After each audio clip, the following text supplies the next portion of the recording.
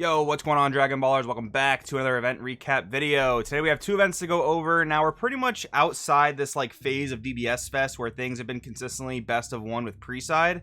Now we have a few different events to go over today that are actually two different formats, so we'll cover that in today's video. But if you guys are new here, as always, make sure to subscribe, hit that bell so you don't miss a video, and if you guys want to help support the channel, many ways down in the description to do so. But if you guys want to support the channel while also stepping your game up, maybe getting ready for some of these competitive events, feel free to check out the Patreon down in the description. You can read the articles that I post there that are more competitively geared, or you guys can inquire about coaching if you're interested in that. I actually got some really nice feedback the other day that a couple players told me that they were really benefiting from the articles, and I'm happy to say that's a pretty consistent form of feedback that I've been getting, so I think it'll help you out. But anyways, let's get into this. We have two events to cover today. The first one was the Card Market European Regional. So the one thing I'm not totally sure about, I think this was an online event, but I'm not 100% sure. We had 188 players, 8 rounds, top 16. And this was a best of one event, no sideboards. So I think the player size is very, very nice to pull data from. But yeah, the best of one thing definitely means that some decks could have had a better time over others. But I mean, just from looking at this quickly, this does look like a pretty typical top cut. So let's talk about it. So this is Yellow Trunks' first win for an event this format, which is very interesting. We've seen a lot of Yellow Trunks and Sin Shenron just kind of holding down the spots for yellow over the past several weeks of events for set 16 format. But again, this is the first week that Yellow Trunks is actually managing to go the distance, which I do find very, very cool. I think Yellow Trunks is a very, very strong deck. I know I've said it a lot of times like a broken record. It's obviously we get an Icarus, but I mean, that was probably the intention here, right? Icarus being as strong and as crazy as a deck as it was, both blue yellow and mono yellow. I guess for balance purposes, Yellow Trunks should be a step down. But when I say a step down, that's not really meant to discredit the deck. The deck is still very, very strong. You just got to work a little bit harder, to get your pluses and whatnot. But I will say, that Trunks 3-drop barrier blocker is a big pain for decks that don't have a free or cheap way to get around it. And that's definitely true for a lot of decks in this format. Now, your aggro decks like King Piccolo, Godzilla Xenos, the main reason that they are considered aggressive is because they have either free play or very cheap and efficient battle cards that are able to swing tall pretty early. So those types of decks can get around this, but you're more like mid-rangey control decks, like especially Soul Striker, that don't really have many free plays, and a lot of their plays cost a fair amount of energy.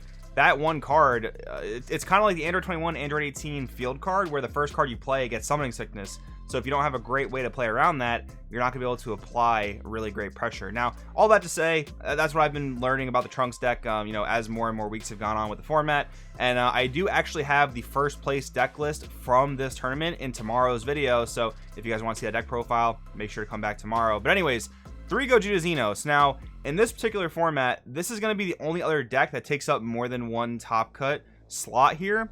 And that's really interesting for sure. There's actually a fair amount of black representation, though, which is pretty cool. But of course, we are no stranger to seeing Godzilla Xeno being one of the more consistent topping decks in this type of format. Definitely just makes a lot of sense. But Hachiyak and Dark Broly, though, this is really cool. So, I mean, just different representations for black, because Godzilla Xeno has been the black deck to play this format. I didn't really think anyone was, surprised by that or was expecting anything else. Godzilla Xeno has been very strong for a couple of formats now, especially since Dark Broly took big nerfs quite a few sets ago. But to see Dark Broly here is, of course, very, very interesting. But I think there's actually a pretty cool comparison to be made between Godzilla Xeno and Dark Broly. Now, any Dark Broly list that I've seen, and I have actually seen this Dark Broly list, which actually came 3rd place in this event, any Dark Broly list that I've seen in more recent formats is playing the thwarting engine. And that makes a lot of sense because you can, you have synergy with the 30k Gokus and Vegetas. Your leader can mill them, you can overwhelm them, stuff like that. So that does make sense. It's probably, I would say, less consistent of a version than the pure Gogeta Xeno or even the Ssg Trunks, but still solid nonetheless. And the other big benefit you get out of that is the 30k Brolys, which now all cost 1 energy thanks to the erratas, but they still do pretty solid effects for the 1 energy. I guess, though, if you're comparing Dark Broly the Berserker to Gogeta Thwarting the Dark Empire, both cost 1 energy. One offers you removal. Well, they both offer you removal. One's double strike, one's single strike, one's 30k, one's 25k. I mean, at that point, you're kind of splitting hairs.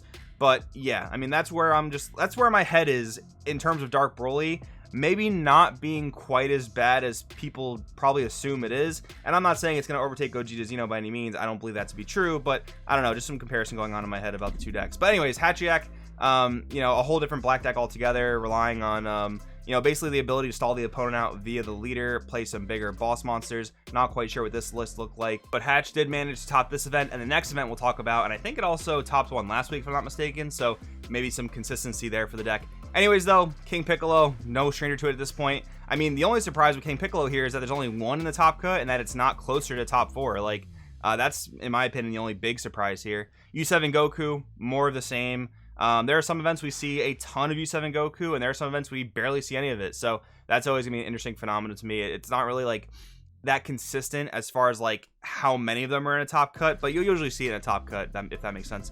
Cooler Mill, another deck that we continue to see, usually at one slot, no more than that typically, but Mill, I mean, still having a strong representation for sure, especially since the Android 18 Mill deck was basically gutted with the 5-drop Frieza receiving the errata, not being able to minus token battle cards.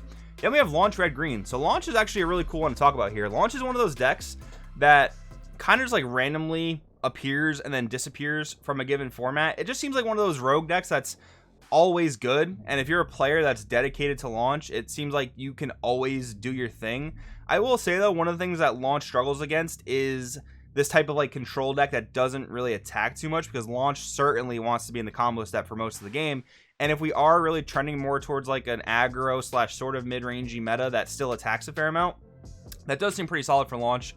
Now this was a red-green variant of the deck. I will not lie to you guys, I had not experimented with Launch in probably a couple formats at this point, but I mean, the popular builds of the past have been red-green or blue-red, or even a tricolor combination of blue-red-green. And red-green is the one that, you know, requires the combo step the least, but I mean, you still want to get to the combo step to pull off your Launch promos and get your leader flipped and whatnot. But red-green is more so usually just revolving around the red-green Piccolo Jr. That card still probably a powerhouse, especially if there's not a ton of interaction for it in this meta. And just looking at this list, I mean, Yellow Trunks actually interacts with it fairly easily, but I mean, no blue, which is always a great thing, and not much else in terms of yellow. So Launch should have a fair matchup against a lot of these different decks in this meta. Then we have the Sin Shenron, again, no stranger to it. This time though, Yellow Trunks beating out Sin. Normally we've seen like one Trunks and one Sin top, or one Trunks and two Sin, or vice versa. This time though, Yellow Trunks blows Sin out of the water here. Then we have a King Cold. We always talk about it. It's one of Green's very, very few representatives, that or like Gotenks. But I think King Cold has actually made more consistent splashes than Gotenks has in this meta. And then Ssg Goku. So this is actually the new set 16 leader. I'm very, very curious to know, you know, what this deck looked like. Was it kind of just like a Soul Striker light deck, or did it actually use the archetype stuff that came out in set 16? I'm actually not sure, but it does seem like an interesting one for sure. But anyways, moving along here. We have the Pro Play Tour Kentucky Qualifier, 100 players, top 8. Now, this is going to be a little weird to you guys. Normally, I don't list out the placings, because while it is important to know, like, you know, which decks got a bit closer to top 4, or top 8, rather, we weren't able to get the full list here, and I'm sure PPG, either today or tomorrow, is going to have their very nice graphic going over, you know, what made top 16 and the percentages. Problem is, though, I had to record this today, being Sunday, and I wasn't able to get the full information, but I did want to share with you guys what I was able to find. And I mean, I think this still paints a pretty clear picture. So we do have a Gogeta Xeno winning this event, 2 Gogeta Xenos in this top cut, and then just look at how much King Piccolo is in this meta. I mean, I guess if we're comparing Europe to America, and I think we've even seen this in the Canadian events as well, King Piccolo just seems so popular in America. But I guess that's also to say that this format, at least like this American style tournament, is more aggressive as well than the European and Canadian events. Like, I mean, so much Yellow Trunks there, that's just like mid-range central, right? This is a lot more aggressive, a lot of King Piccolo, 2 Gogeta Xenos, what do we have, 3 U7 Gokus for sure.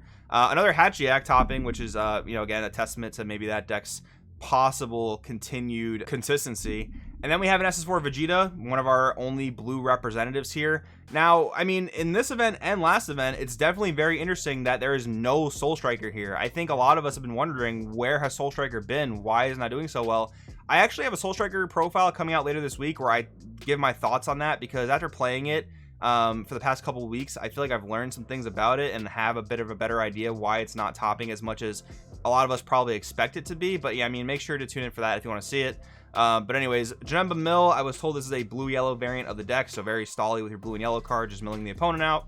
And then that's pretty much going to wrap up the diversity here for the Pro Play Tour Kentucky qualifier. So yeah, guys, those are both the events we had to go over. Again, from country to country, or region to region rather, it does seem like the metas definitely shift a fair amount, even when you factor in Canada. But yeah, I mean, that's how people want to play the game, right? And it's still worth to know what the meta is going to look like at a given event. These events both had like great sample sizes, so I do think this is pretty solid data to work off of. But anyways, in some ways, it's more of the same, like more Godzilla Xenos, more King Piccolo, more Ssg Goku, but in other aspects, we have Yellow Trunks possibly on the rise, and maybe even Hachiyak kind of poking in as a contender. But let me know what you guys think in the comments below. Thank you guys for watching, and I'll see you guys in the next video.